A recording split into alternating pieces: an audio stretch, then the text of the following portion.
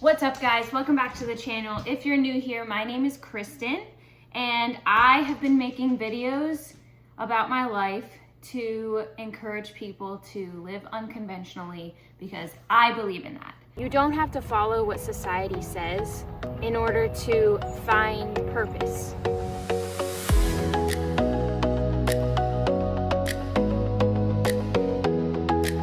Server for 7 years. I'm a dog sitter. I'm a substitute teacher. I'm taking classes online to get my real estate license.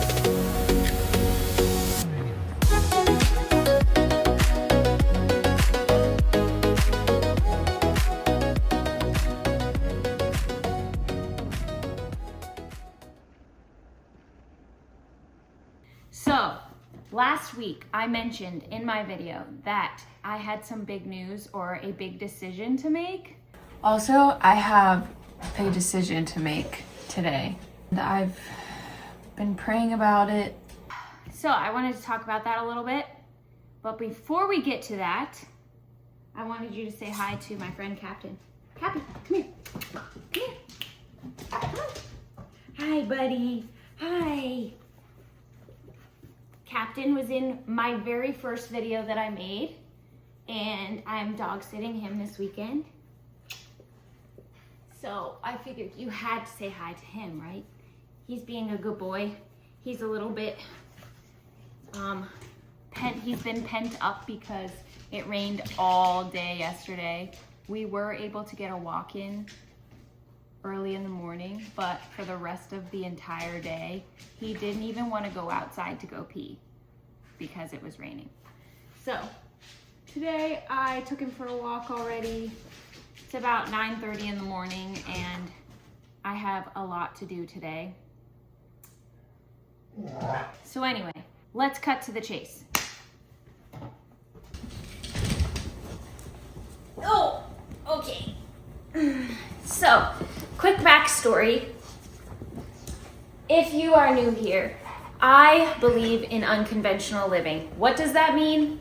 It simply means kind of going against the grain, doing things differently, and not letting society tell you how to live. So obviously there's limitations we have that we have to abide by, and obviously laws and the economy. There are things we need, like money and food, water, place to live, things like that really matter.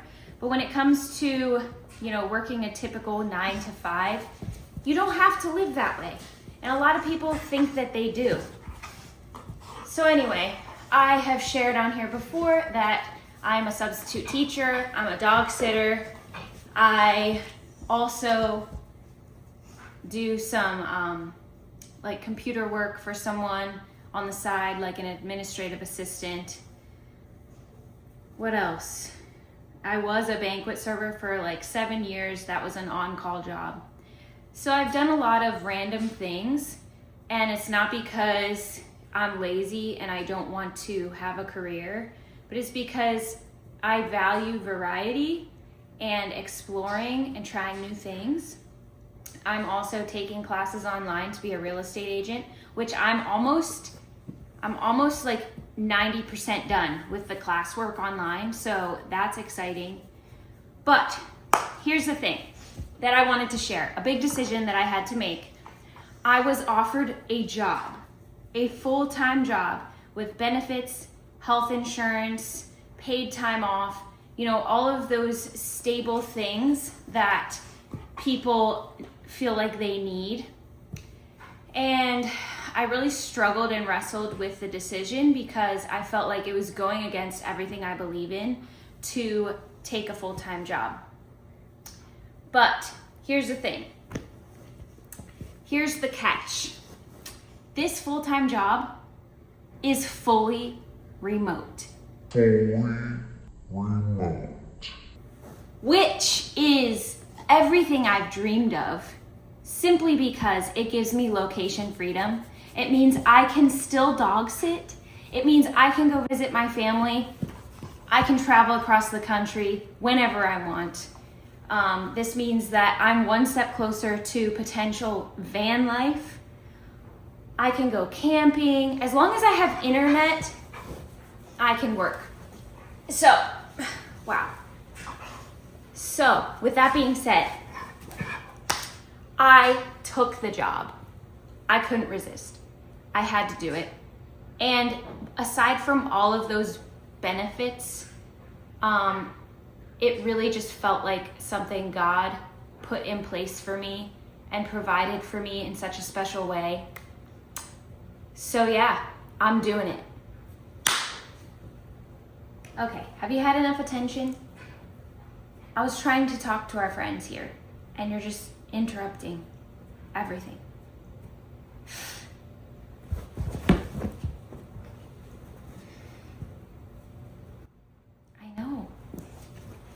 I know it's a hard life. It's a hard knock life. It's a hard knock life for us. It's a hard knock life for us.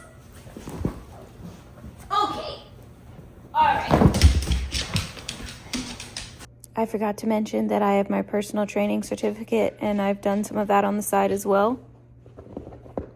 I have so many jobs that I can't even remember which ones I have.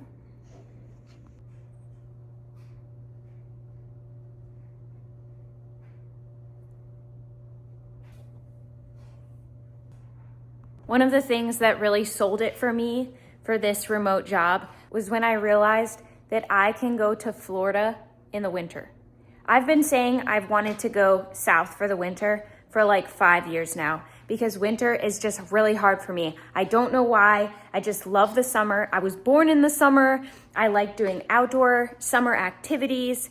So now that I work remotely, I can do that. I have family down there. There's tons of campgrounds. I could just go down and spend a few weeks or a few months if I want to kind of make winter a little easier for myself. Another benefit to a full-time remote job is just having a consistent schedule. I've been saying for a while that I want to be more involved at my church and actually join like a small group or be more consistent singing on the worship team. And working through the week, Monday through Friday, will really help me do that, because then I'll have my weekends free, unless of course I'm dog sitting, but I can dog sit and do these things. And then I will be done at the same time every day after work, so I can go to like Wednesday night services, or, you know, they do different ministries at different times of the week that are consistent every week. So now I have that opportunity to join in and participate in a more consistent way. Hey, what you doing? Are you bored?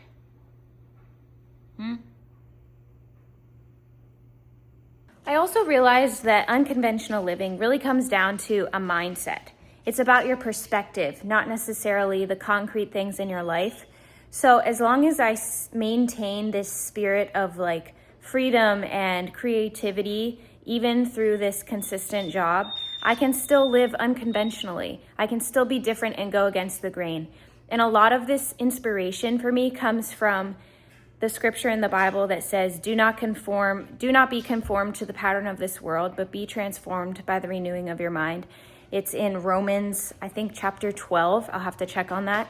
But yeah, that just really motivates me to put God and his kingdom first, and then everything else will fall into place, no matter what that looks like. So this job doesn't have to be my forever. I am treating it as an incredible opportunity right now, and I'm going to take advantage of it and do my best with it. But I'm not going to let that make me complacent. I'm going to continue to learn. I'm going to continue to be creative and build things. I still want to post on social media. I still want to make videos and be creative with my time and use those things for the glory of God. Yes, my job might be a little more draining to me, but I believe in doing hard things and learning from them. I believe in challenging yourself and becoming a better person through those challenges. So I'm going to continue to push against the grain, not to be a rebel, but to glorify God with who I am and what I'm doing with my life. Always keeping in mind that we can do anything if we put our minds to it.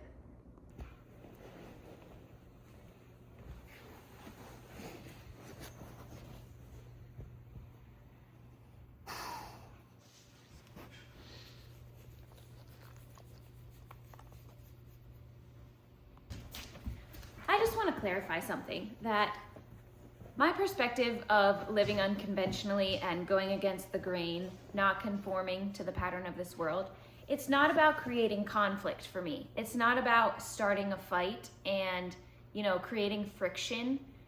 I think that anyone and everyone can attest to the fact that our world is messed up. It really is. And because I'm a believer in Jesus, I know that the way the world has run its course is because of our sin and the fallenness of man. But I also believe that God's grace is greater than we will ever understand, and that he can reconcile and renew and transform anything and everything, especially when we bring it to him, submit it to him, and trust him with the process. So again, my motivation in approaching this lifestyle is show people that there is freedom in this life. And sometimes it takes courage to step out and do something that's different and challenge yourself in the process.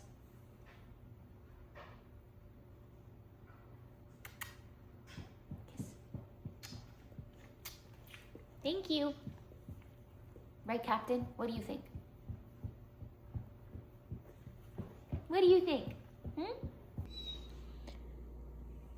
What you whining about?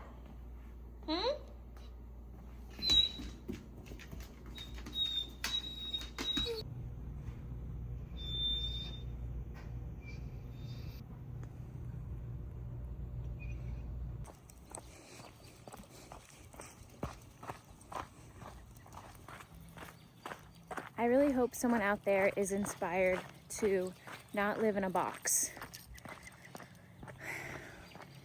Think about the universe.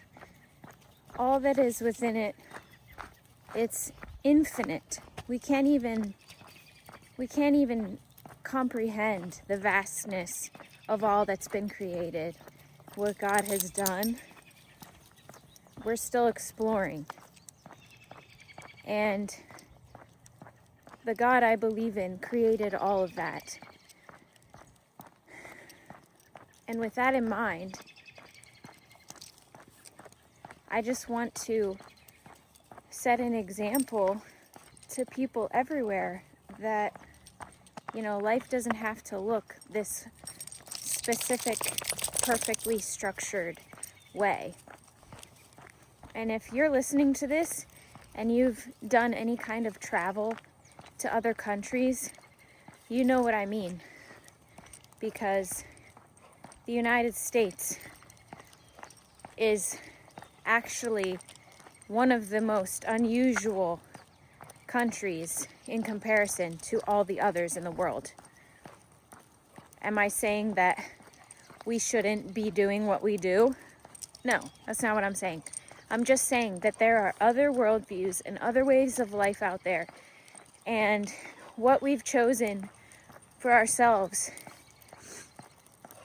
is not what we have to be limited by. When we live in this super narrow-minded perspective, then I think we miss out on potential opportunities of what God can do in and through us and around us. And I don't want to miss out. The God who created all of that surely doesn't want us to live in a bubble or a box. There's so much conflict in the world, And I think a lot of it would be resolved if we would just be open to seeing things from other people's views. You know, that saying, to walk a mile in someone else's shoes. It's really true. It makes a difference. We are all limited by what we were given growing up, how we were raised, our own worldviews, right? But just because that's the worldview you were born in doesn't mean you're incapable of expanding that worldview to see things in another light. And if you start viewing your worldview and your biases as hindrances, then maybe you'll be a little more motivated to expand them. Some people see or feel like their worldview is their comfort, stepping out of their comfort zone. But the truth is, it's only holding you back.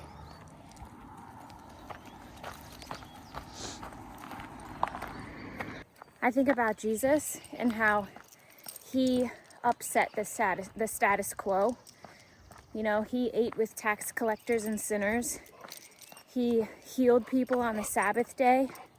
All these things were against the law or against what the Jewish people always lived by, what their worldview told them. And, Jesus didn't do those things to create conflict or to make a name for himself.